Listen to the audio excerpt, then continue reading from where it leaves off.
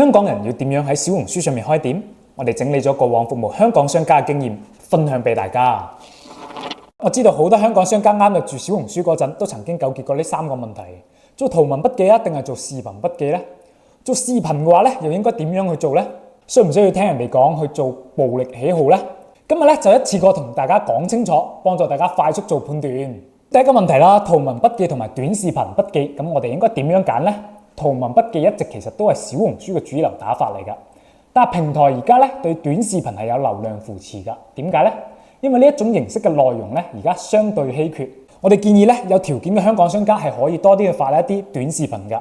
兩種形式咁夾埋去發，既可以捉住圖文筆記嘅穩定流量，又可以食到平台俾短視頻嘅紅利。咁第二個問題啦，我哋香港商家嘅短視頻應該拍啲乜嘢呢？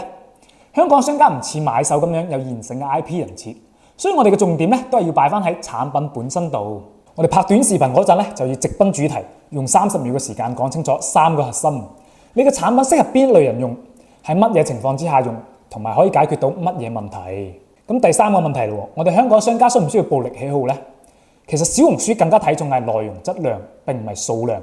我哋香港商家與其搞大力出奇蹟，不如沉下心嚟打磨每一條內容嘅種草力。